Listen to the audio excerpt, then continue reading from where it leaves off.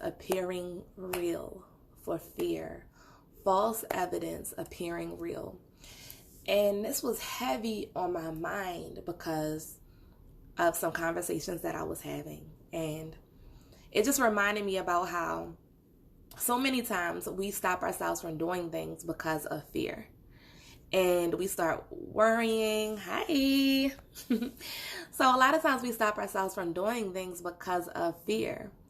And the acronym false evidence appearing real really got set into me years ago because I was starting business. And so a lot of my business mentors and coaches kept on telling me false evidence appearing real, right? And I had to really think about that. And specifically in the realm of the things that you're doing in your life, let's say, like I said, a business or maybe classes, school, something that you're trying to do to become more successful, you might get crippled with self-doubt and worry and fear and stop yourself from doing something that you really, really want to do because of something that doesn't even exist. And this can cause anxiety and all types of things. And so I really think it's important, I think it's really important to check your fear. And it's funny because as I was thinking about this, I picked out an old book that I used to read all the time. And I honestly didn't even get through the book, but it's called May Cause Miracles. I don't know if any of y'all ever heard of this book, but the first page, you know what's on there?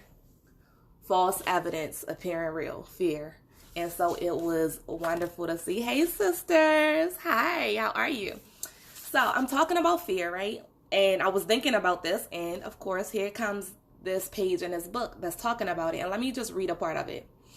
It says, we all picked up fear in unique ways and replay these fearful stories over and over like mental movies in our minds.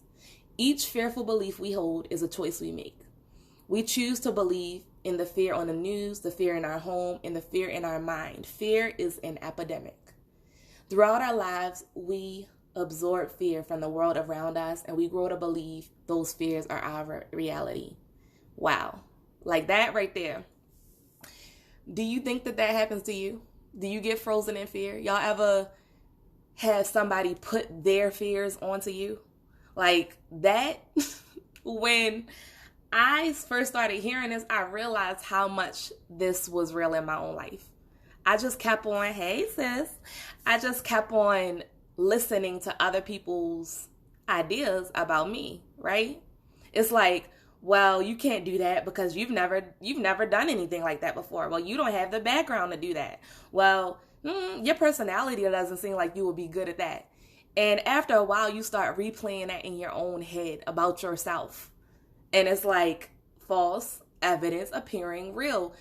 We don't know what can happen in the future. No one has a little glowy ball and can tell you exactly what's going to happen. You determine what happens next. So that's the most important thing to remember. You can't get stuck in what you think could, should, may happen, especially if it's coming from negativity. So I really love to work on centering myself and making sure that I'm in the moment. And when I have those moments like, oh, maybe I shouldn't do that because of this, I really am making sure that I'm thinking about, hey, friend. Yeah, thank you so much. We haven't seen each other in forever, right?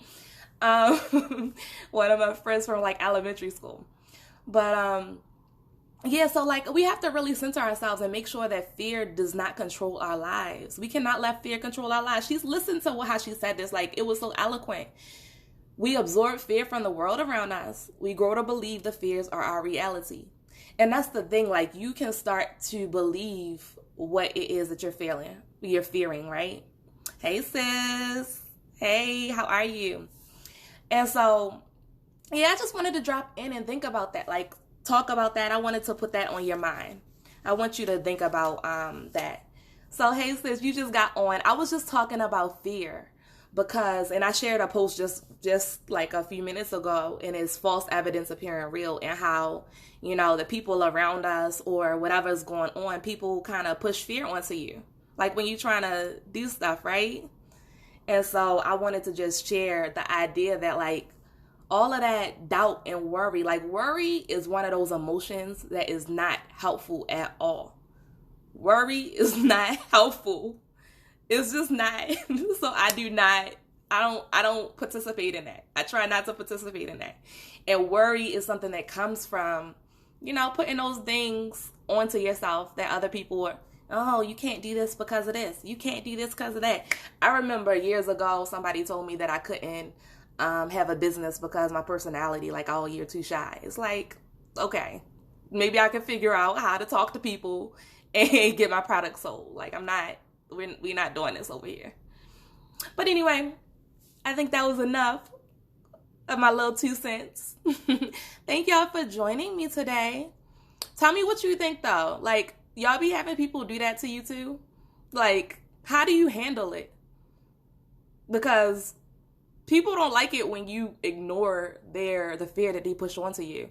That's why I don't tell people when I'm about to make big moves. Yes, because yep, it's real scary for other people. Yes, and they project their fears onto you. Exactly. I don't either, sis. Like, I just keep that stuff to myself. Well, I mean, sometimes you have somebody that you can share things with, but otherwise I like to write it down. Write it on down. Anyway, see y'all later. Bye.